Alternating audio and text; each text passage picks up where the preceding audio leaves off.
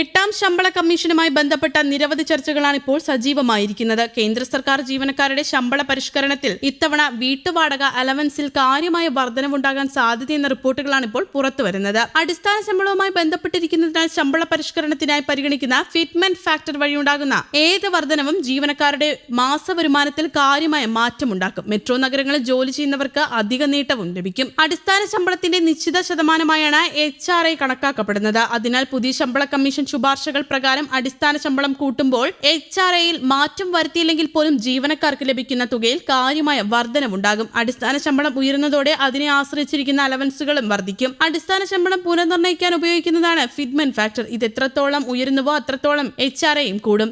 2.57 എന്ന ഫിറ്റ്മെന്റ് ഫാക്ടറാണ് ജീവനക്കാരുടെ യൂണിയനുകൾ ആവശ്യപ്പെട്ടിട്ടുള്ളത്. എന്നാൽ അതിൽ കുറഞ്ഞ നിരക്കായിരിക്കും സർക്കാർ നിശ്ചയിക്കുക. 2.0 മുതൽ 2.57 വരെയുള്ള വിവിധ നിരക്കുകൾ പരിഗണനയിലുണ്ട്. എട്ടാം ശമ്പള കമ്മീഷന്റെ അന്തിമ റിപ്പോർട്ടും സർക്കാർ തീരുമാനവും പുറത്തു വരുമ്പോഴാണ് എത്ര നേട്ടമുണ്ടാകുമെന്ന കാര്യത്തിൽ വ്യക്തത വരിക. എന്നിരുന്നാലും അടിസ്ഥാന ശമ്പളം വർദ്ധിക്കുന്നതോടെ HRA ഉൾപ്പെടെ മറ്റ് ആനുകൂല്യങ്ങളിലും കാര്യമായ വർധന പ്രതീക്ഷിക്കാം. ജീവനക്കാരുടെ കയ്യിൽ കിട്ടുന്ന തുകയിലും വിരമിക്കൽ ആനുകൂല്യങ്ങളിലും ഇത് പ്രതിഫലിക്കും. അതേസമയം കേന്ദ്ര സർക്കാർ ജീവനക്കാരും പെൻഷൻകാരും ആകാംക്ഷയോടെ കാത്തിരിക്കുന്ന എട്ടാം കേന്ദ്ര ശമ്പള കമ്മീഷന്റെ നടപടികൾ നിർണായക ഘട്ടത്തിലേക്ക് കടക്കുന്നു എന്ന റിപ്പോർട്ടുകൾ പുറത്തു വന്നിരുന്നു. കമ്മീഷന്റെ പ്രവർത്തനങ്ങളുമായി ബന്ധപ്പെട്ട വിവിധ കേന്ദ്ര മന്ത്രാലയങ്ങളിൽ നിന്നും വകുപ്പുകളിൽ നിന്നും ആവശ്യമായ വിവരങ്ങൾ ശേഖരിക്കുന്ന നടപടികൾ പുരോഗമിക്കുകയാണ്. ഏറ്റവും പുതിയ വിവരങ്ങൾ പ്രകാരം ആവശ്യമായ രേഖകളും വിവരങ്ങളും സമർപ്പിക്കാനുള്ള അവസാന തീയതി 2026 ജൂലൈ 31 വരെ നീട്ടിയിട്ടുണ്ട്. കൂടുതൽ സമയം ആവശ്യപ്പെട്ട വകുപ്പുകളുടെ അഭ്യർത്ഥന പരിഗണിച്ചാണ് ഈ തീരുമാനം. വിവരശേഖരണം പൂർത്തിയായ ശേഷമായിരിക്കും ശമ്പള ഘടന, അലവൻസുകൾ, പെൻഷൻ ആനുകൂല്യങ്ങൾ എന്നിവ സംബന്ധിച്ച വിശദമായ പഠനം കമ്മീഷൻ ആരംഭിക്കുന്നത്. നിലവിലെ ശമ്പളക്രമത്തിൽ മാറ്റങ്ങൾ വേണമെന്ന ആവശ്യവുമായി വിവിധ ജീവനക്കാരുടെ സംഘടനകളും പെൻഷൻകാരുടെ സംഘടനകളും കമ്മീഷന് മുന്നിൽ നിർദ്ദേശങ്ങൾ സമർപ്പിച്ചിട്ടുണ്ട്. അടിസ്ഥാന ശമ്പളം വർദ്ധിപ്പിക്കുക, ഫിറ്റ്മെന്റ് ഫാക്ടർ ഉയർത്തുക, ഭവന വാടക അലവൻസ് ഉൾപ്പെടെയുള്ള വിവിധ ആനുകൂല്യങ്ങളിൽ പരിഷ്കരണം വരുത്തുക തുടങ്ങിയ ആവശ്യങ്ങളും പ്രധാനമായി ഉയർന്നിരുന്നു. സാമൂഹിക മാധ്യമങ്ങളിലൂടെയും ചില ഓൺലൈൻ പ്ലാറ്റ്ഫോമുകളിലൂടെയും പ്രചരിക്കുന്ന അടിസ്ഥാന ശമ്പളം 18,000 രൂപയിൽ നിന്ന് 69,000 രൂപയാക്കി ഉയർത്തുമെന്ന വാർത്തകൾക്ക് ഔദ്യോഗിക സ്ഥിരീകരണമില്ല. അത് ചില സംഘടനകൾ മുന്നോട്ട് വെച്ച നിർദ്ദേശങ്ങളിൽ ഒന്ന് മാത്രമാണെന്നും അധികൃതർ അറിയിച്ചിട്ടുണ്ട്. ഈ വിഷയത്തിൽ കേന്ദ്ര സർക്കാർ ഇതുവരെ അന്തിമ തീരുമാനം പ്രഖ്യാപിച്ചിട്ടുമില്ല.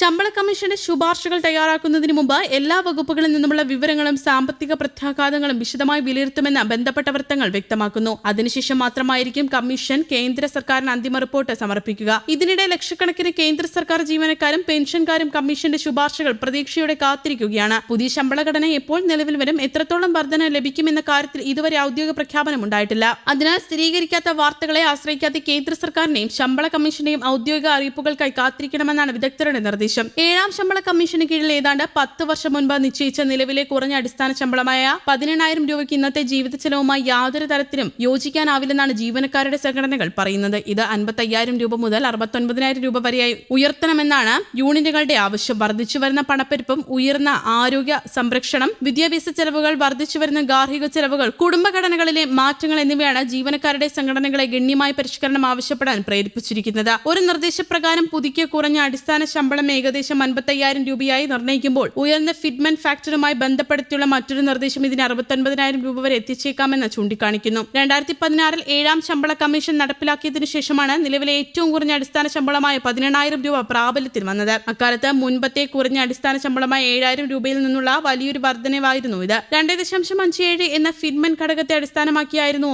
അന്ന് ഈ തുക നിശ്ചയിച്ചിരുന്നത്. എന്നാൽ 10 വർഷത്തോടടുക്കുമ്പോൾ അന്ന് ആ തുകയിലെത്താൻ ഉപയോഗിച്ച അനുമാനങ്ങൾ ഇന്നത്തെ സാമ്പത്തിക യാഥാർത്ഥ്യങ്ങളുമായി ഒത്തുപോകില്ലെന്നാണ് ജീവനക്കാർ പറയുന്നത്. എട്ടാം ശമ്പള കമ്മീഷന് മുന്നിലുള്ള ചർച്ച വെറുമൊരു ശമ്പള വർധനവിനെ കുറിച്ച് മാത്രമുള്ളതല്ല എന്നതാണ് വാസ്തവം. മറിച്ച് 2026 അതിനുശേഷവും ഒരു സർക്കാർ ജീവനക്കാരനെ മാന്യമായി ജീവിക്കാൻ ആവശ്യമായ കുറഞ്ഞ വേതനം എത്രയെന്ന് പുനർനിർണ്ണയിക്കുന്നതിനെ കുറിച്ചാണ്. News desk, Kerala Kaumudi.